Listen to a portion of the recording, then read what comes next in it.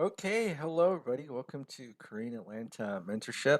And in this video, we're going to help treat debt addiction. Now, disclaimer, I'm not a doctor or medical professional, and I don't know if debt addiction is actually real, but I know there are a lot of people who have some serious debt, even if they make good money. And some of you have been emailing me your spreadsheets unsolicited to say, "Tay, take a look at this for me, please." And there have been some of you who make really great money, like 10 grand, 11 grand, 7 grand, 6 grand a year. If you make 6 grand net year, you're basically making six figures gross, right? But just because you make good money doesn't mean that really means anything, because if you make more money, you just kind of spend it. There's a law called Parkinson's law. So in this video, we're going to help pay off debts using something called velocity banking. And if you have no idea what velocity banking is, all it is a strategy to help pay off debts quickly using lines of credit. And so we have someone here. Let's just assume they're a doctor, $175,000 gross, making 10 grand a month net, which is pretty darn good. And you only have $185 left over, right? I don't know if you ever, if you'd ever be in this situation and freak out. And the funny thing is that this person only has a $200,000 mortgage. So I heard it's really typical for doctors to get like $600,000 mortgages, or maybe mortgages for that level of home, rather than the $300,000 homes, because why not? They're a doctor, right? So if this person actually had a $600,000 home, we'd be negative cash flowing. So I'm making some concessions here. But let's go ahead and figure out ways to help this person, this quote doctor, who has a only $200,000 mortgage. Maybe they bought in a low cost area. I don't know. I'm pretty sure there are areas in the country where, yeah, you'll make good money, maybe like a hospital in Ohio or something. You just live in the low cost area in the Midwest, right? So the housing's not too expensive. Okay. Three credit cards. And the goal for this session is to pay off $551,000 of debt. So if you look here and sum this up, it's actually $551,000. Now, two requirements doing velocity banking. I always say this every single video, is you need a budget, right? So we've pretty much done the budget here. I always like to do it beforehand before I ever record the video. And then the second thing too is we need a line of credit as our main operating account. So you might be asking, what's a line of credit? All it is a financial tool where you can borrow money, pay back, and use it over and over again. That's what a credit card is, right? Although credit cards and personal lines of credit and home equity lines of credit are a little bit different, but the idea is the same. So now let's assume that this person has $100,000 in lines of credit. And actually, let me just erase this because I want to start from scratch, right? So we have a $100,000 line of credit available to us to use. So when we do velocity banking, we're going to make two assumptions. Same income, although more income, if you make more income, it's fantastic, and zero savings. Why? Because what we're going to do is we're going to use our line of credit as our main operating account and put our entire paycheck into it. Entire paycheck goes into a line of credit, expenses come out, and then we'll have zero savings because our cash flow is going to be used to reduce our debt, right? So let's go ahead and finish this velocity banking side.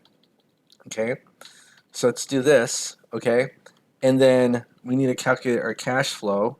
So C2 minus C3, and we have $185 of cash flow. Now here's the thing. Let's go ahead and re-engineer our finances. Take a look here, and I'm looking at these three credit cards, right? So I'm looking at these three credit cards. That's 86. Is it 86? Yeah, it looks like $86,000. So what we're going to do is do a simple debt transfer to free up some cash flow. So if I move $86,000 from the credit cards to the line of credit, right, the home equity line of credit, let's say we have a $100,000 limit available, and you might be asking, what's a home equity line of credit? All that is a think of it as a credit card based on the value of your home. I mean, that's like an 80% explanation, but it's good enough if you've never heard of it. Okay? So now let's go ahead and figure out how our cash flow is increased by simply transferring this. I'm sorry, I don't know what's going on. I'm burping a lot today. $86,000 of debt, because this goes to zero, this goes to zero, this goes to zero. Oh my goodness, how did we go from 185 in savings to 3,000? by simply changing our operating account and from the checking account to the line of credit, right? And transferring some debts to increase our cash flow. So now what we got to do is we got to go ahead and just make some calculations, right?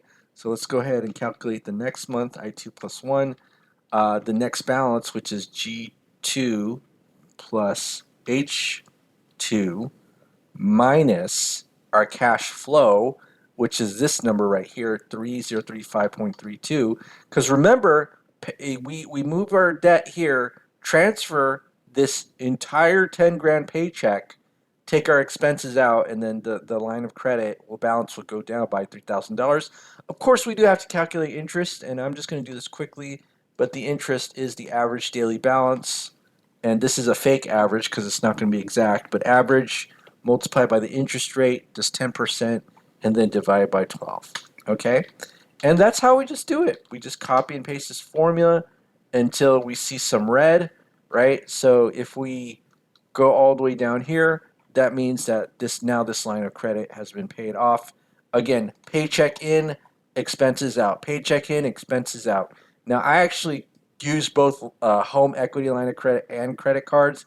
I don't want to say it's more advanced, but the concept is a little bit more advanced, but the implementation is easy.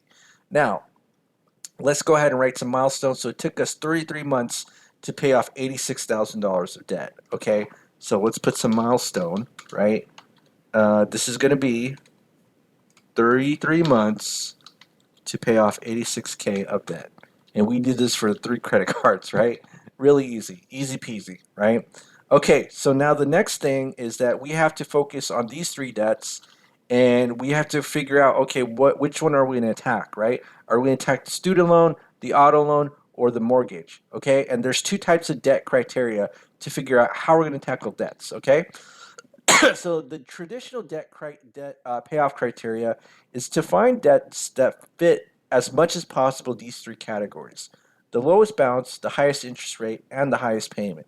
Okay, now there's another alternative criteria that we can use that ignores the interest rate.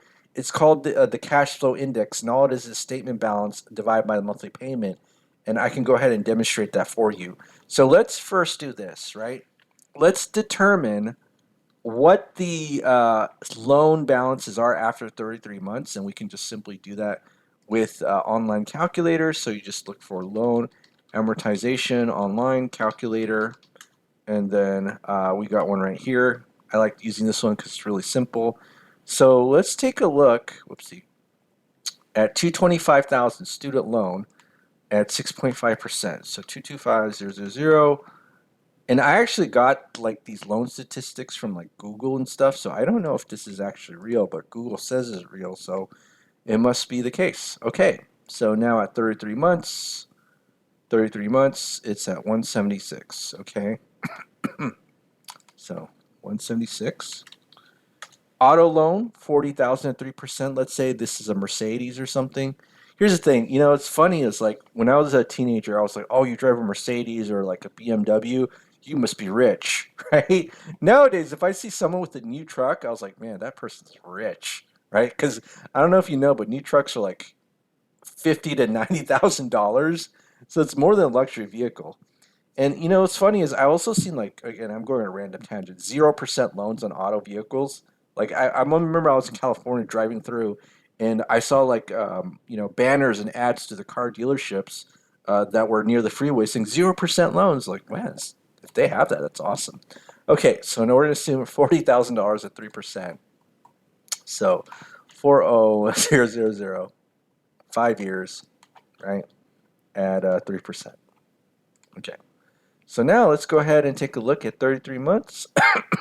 So that'll be about 18 grand, right? 18 grand, 33 months. Yeah, 45, 3. This looks good. All right, so now let's go ahead and write this down. And then now to the mortgage, which is $200,000. So 200,000 at 30 years at 6%. Okay. And then let's look at 33 months. So 33 months, it's 192. Okay.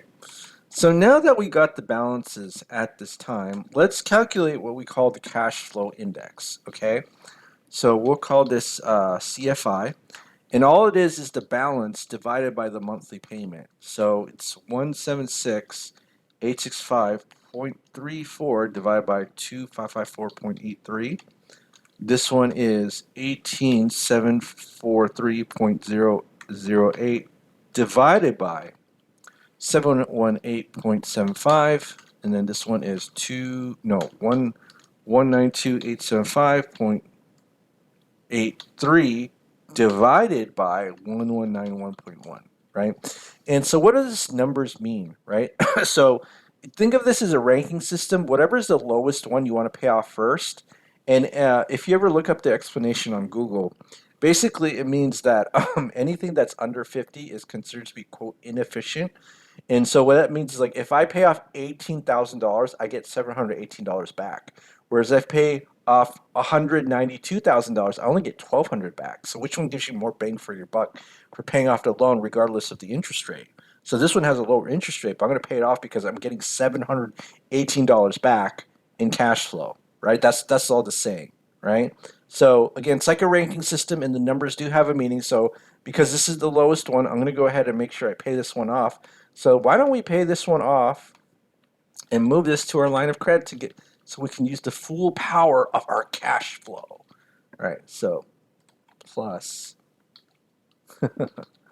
18. All right, and so now what's our new cash flow when we transfer that auto debt? 0, right?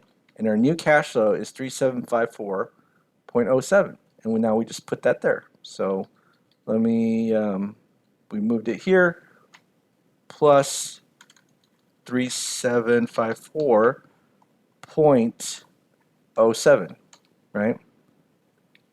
And now, whoopsie, did I screw up? No, okay, good, I got it. All right, so now at this stage, right, we pay off the auto loan in about 5 months after focusing on the auto loan. So it's going to be 38 months, really, to pay off an additional 40K. So you add 40 to the 86, so that's 126K. Okay, so not bad. Now, based on the cash flow index, again, we can recalculate at 30 months. I don't know how big of a difference it'll be, but I'm pretty sure that the mortgage is the one we want to pay off the last. But let's just recalculate it anyways. So at 38 months, what's the balance right now? So let's look up the student loan. Well, actually, let's do this one, the mortgage, since it's already there. So $200,000 at 38 months. What is it right now? 191. Okay. So let me just do 191. And then student loan is 225,000. 225,000 for 10 years at 6.5%. By the way, like, I just think it's insane just how much debt doctors go into. And then, like, I always used to think this a lot, where it's like, would I rather start off at minimum wage with zero debt or make a lot of money, have a lot of debt, right? I feel like I have more advantage as a young person with no debt because I could, like, throw 100 things in the wall to see what sticks. Whereas, you have a lot of debt but a lot of money, you're basically tied to that job in the golden handcuffs, right? But let's go back here. So 225, 6.5% at what is the 38 months, my bad. Okay, so 22, 25, 6, 10 years, 38 months. 168. All right. So now that we've done that, okay, so let's calculate our new cash flow index, which for the first one will be 168,794.33. Okay, and then this one, we can get rid of this one, 0 now, is going to be 191,690.43. right? And it never fails that the mortgage is the one that's always paid off last, right? It has the highest cash flow index. Okay, so now what we're going to do is in this with the student loan, I would not necessarily move this entire thing to the line of credit. I would do something called chunking, especially if you have a big balance, a lower interest rate than the line of credit. We have significant cash flow. We freed up the other debts, and we always did it in a certain order. Now, what we can do, and this is, I always just pick this arbitrary number, and it seems to work out fine. That I move $10,000 chunks from the loan to the line of credit and pay off for the cash flow. So luckily, we have this velocity banking calculator by Radus because this is where I learned velocity banking from originally, and also um, I actually make money. I'm an independent contracted marketer. If you don't know what it means, I actually sell their products and services too. So if you ever decide to enroll in their classes, I actually get a commission if it's through me. Just wanted you to be aware of that, and you get access to this free calculator as well. So now let's go ahead and put in the this cheat sheet calculator. What would happen? So the original loan was 225,000. Whoa, where did my window go? All right, so 225,000. What's the current balance right now? All right, is my Excel going crazy? I think it is. Maybe I gotta reload. Okay, great. All right, so now let's go ahead and fill in the numbers, information. So I'm gonna focus on the student loan, and I'm gonna take out the commas because Excel goes crazy with commas. 6.5%, 10%, 10 years, and what's the payment amount? That's a spicy meatball, $2,000. All right, no wonder all these doctors are going broke because that med school payment is so high, right? 2554.83, 2554.83. Okay, so now what I like to do is I always like to chunk based on my gross, or not my net gross, my net monthly income. So $10,000, and then what's our interest rate, which is 10%. So what's our monthly income? 10,000,000. And now we got to put everything except for the loan as the living expenses. So it's going to be these two, or the loan we're trying to pay off, right? So let's go ahead and sum up what this and this is. So it's 3691.1, right? So 3691.1. Okay. So 3691.1. Okay. So now let's figure out how long it's going to pay off. 2.5 years, right? So we save some interest while doing that. So let's go ahead and put this. What's 2.5 years in months? All right. So what's 2.5 years in months? So it's 2.5 multiplied by 12, 30 months. So this is going to be paid off in 68 months. Okay? And now this is going to be 225 plus 168, which is 340, no, 51K. Let me just do a quick calculation. So 126 plus 225. Yeah, 351 is right. Okay. So now we got to find out what the loan balance is for this mortgage at at 351. No, I'm sorry, 68 months. 68 months. So $200,000 at 6%, 30-year mortgage, and then now we're looking for 68 months. Okay, so 68 months, 183K.